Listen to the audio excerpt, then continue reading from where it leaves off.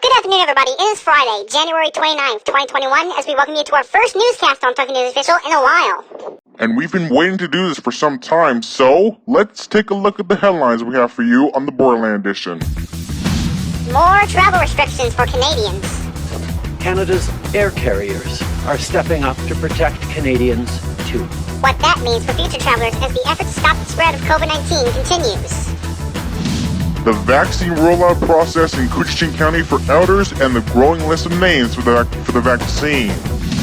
A new detachment commander for the OPP is needed for the Rainy River District. The details on that. More snow is coming your way this weekend, and we have a lot to go through in local sports. The Borderland Edition starts now. And now, covering both sides of the Borderland, this is the Talking Tom Man News Borderland Edition.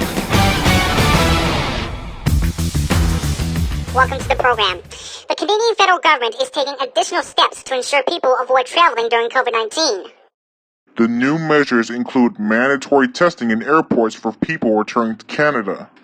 Prime Minister Justin Trudeau says that travelers will then have to wait for up to 3 days in an approved hotel for their test results at their own expense.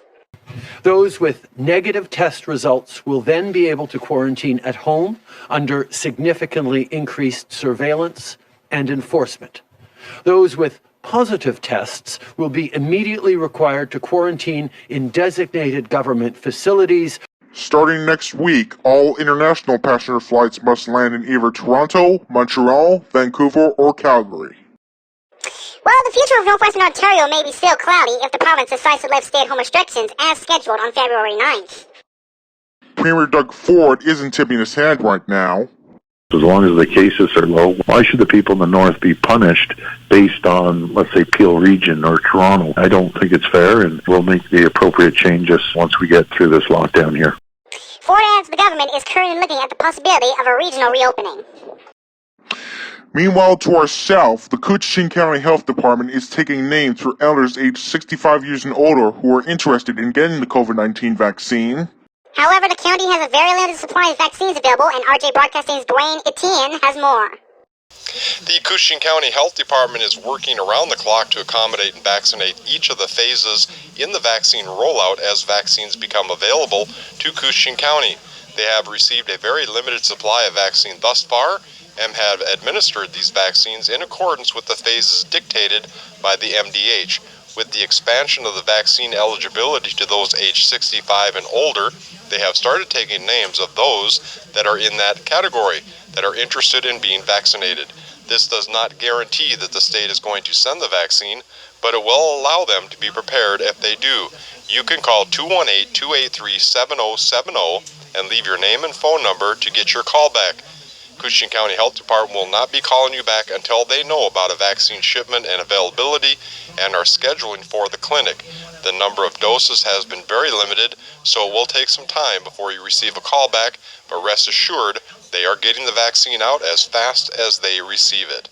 That is RJ Broadcasting's Dwayne Etienne of Winter Station KSDM in International Falls reporting.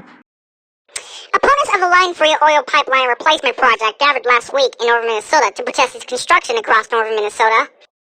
By mid-morning, a couple hundred people had gathered near Palisade in Aitkin County, where the controversial pipeline is expected to cross under the Mississippi River. Opponents of the project, who call themselves water protectors, carried signs and walked down a county road. Some Native women danced in jingle dresses, which is a healing tradition. The group later traveled to just south of Hill City, where they blocked traffic on U.S. Highway 169. 8 people were arrested. Enbridge Energy started construction on a 338-mile pipeline in December after receiving the necessary permits. Well, time for our first weather update. And Ginger, we're finally out of the cold for now, but I sense some snow is coming. You're absolutely correct on that, Ben. We're going to get our first dumping of snow this weekend as the system moves into our region. For right now, I predict that the region is going to get about 5 to 10 centimeters worth for the weekend. But yeah, warmer temperatures are coming away in the midst of all this. More on that, and our 7-day forecasts are coming up, so back to you guys. Thank you, Ginger. We will catch back up with you in a little bit. The Northwestern Health Unit is reporting 4 new cases of COVID-19 today in its catchment area. Medical Officer of Health, Dr. Kit Dung-Hoon, says 3 cases are from the Kenora area, with the other in the Dryden Red Lake District. We currently have 23 active cases in the region, 8 in the Dryden Red Lake region, 9 in the Kenora region, 2 in the District of Rainy River, and 4 in the Sioux Lookout region. Dr. Kim Young-yoon has a probable case from the Dryden Red Lake region from last week is now a confirmed case. Still to come, another Northwestern Ontario school falls victim to a COVID-19 case. Plus, bad news for people in Minnesota with expiring driver's licenses. And later on, another huge response to Bell's Let's Talk Day. Stay tuned, we'll be right back. The Minnesota Lottery is proud to introduce the new True North Scratch Game. It features the spirit of the True North, not to mention a top prize of $100,000. Find your True North spirit today. Minnesota Lottery. I'm in. Must be 18 or older to play. Right now, we all feel a little disconnected. For seniors living alone, the isolation can be overwhelming. Connect virtually with an older loved one and record the conversation of a lifetime at storycorreconnect.org/AARP. A brand new Chevy Silverado for just $99 a week. Absolutely. This month only at Fort Francis GM. Here's the deal. Just $2,000 down and your new 2021 Chevy Silverado 4-door 4x4 is in your driveway for $99 a week. $750 truck bonus on select models. $1,000 for qualified Costco members. And the best looking truck on your street for just $99 a week. Shop 24/7 when you visit FortFrancisGM.com. Fort Francis GM, keeping you safe and mobile during changing times. Welcome back. If you postponed your driver's license renewal last year during Minnesota's COVID-19 related extension period, Emma Corey with the Driver and Vehicle Services says you're not alone. And we're not talking about 100 or 200. We're talking about 300,000 Minnesotans that have waited it out. That's about 1/3 of all expired licenses. Corey says completing a civil renewal online is the way to go, but if you have changes to make, check with your local office for hours and appointment requirements. Speaking of which, the extension for renewal is coming to an end quickly. About 300,000 driver's licenses and ID cards were set to expire between March 13th, 2020 and February 28th, 2021. The expiration on those cards was extended to the end of March as a result of special legislation signed into law last year due to the ongoing pandemic. Those with driver's licenses that expire March 1st will need to renew them by the expiration date listed on their card. Well, another Northwestern Ontario school is being impacted by COVID-19. The case was at King George School, an elementary school in Kenora. Even though there was an exposure, the school remains open. A case impacting a student at Fort Francis High School led to the closure of 2 classrooms in that school. Now to some concerning news regarding the COVID-19 front in First Nations communities. Sioux Lookout First Nations Health Authority's Dr. John Guilfoyle says there are 8 new cases impacting those remote areas. A case in Frenchman's Head. That person is doing well and is isolating in the community safely.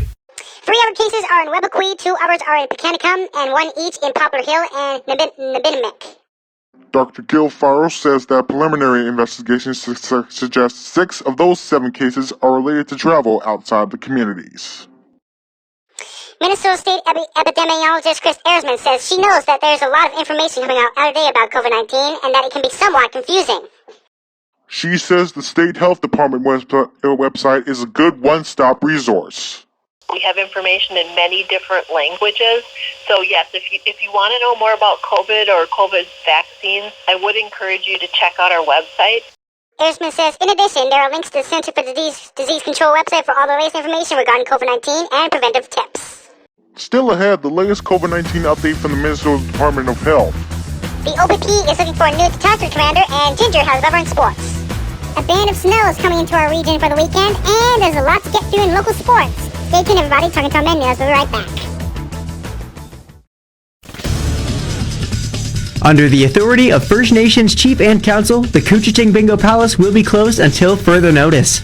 The closing is due to the province-wide shutdown of non-essential businesses. Please monitor Couchiching Bingo Palace's Facebook page for up-to-date information on the reopening of the Bingo Palace. They appreciate your understanding and patience during this time and wish you all the best in 2021. Stay safe and remember to take care of each other. Today's update from the Minnesota Department of Health includes 1,114 new cases and 28 deaths in Minnesota. New deaths, you mean? Anyways, the newly reported deaths bring the state's total to 6,168 over the course of the pandemic.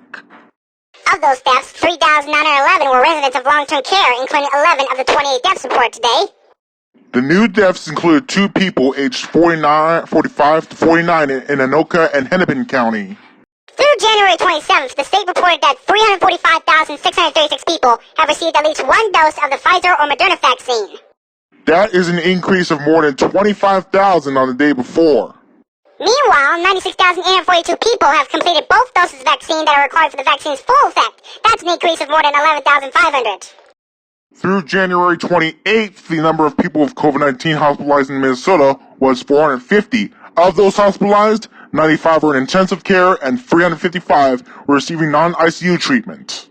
The 1,114 positive results in today's update were from a total of 44,777 completed tests, creating a daily test positivity rate of 2.48%. According to Johns Hopkins University, Minnesota's test positivity rate over the past 7 days is 4.08%, making it one of the lowest rates in the country. Taking a look county by county, Coochin County has 612 cases with no change. Lake of the Woods County has 200 with a change of 1. Itasca County has 2,898, up 1. St. Louis County has 14,144, up 53. Roseville County has 1,668 with no change, and Beltrami County has 3,190, up 4. And now, your local forecast provided by Talking Ginger and the Talking News Weber team.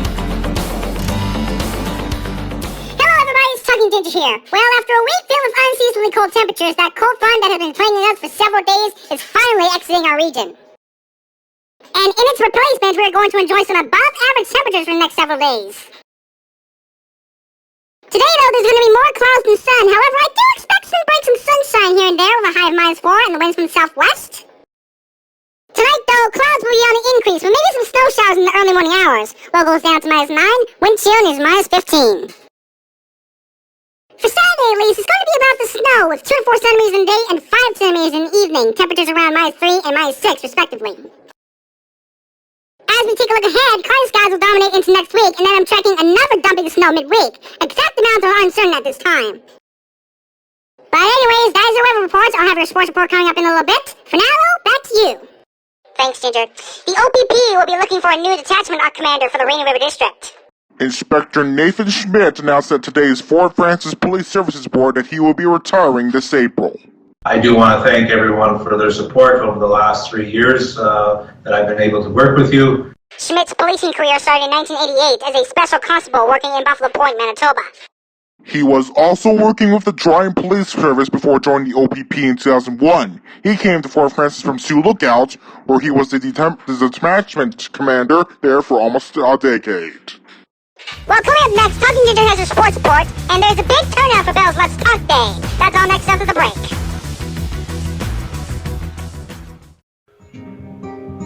At Packaging Corporation of America, we make Boise brown paper with purpose. We understand our responsibility to the community, and we're honored to support the many needs and events occurring in Borderland. From providing donations to local schools and events, to supporting organizations meeting physical needs in our community, PCA does more than make paper. We make a difference. Because of YouTube's 15-minute video limit for channels who are not verified, we're going to have to cut this newscast into parts, or rather split it into parts. Don't worry, part 2 of this newscast will be coming out within the next little bit.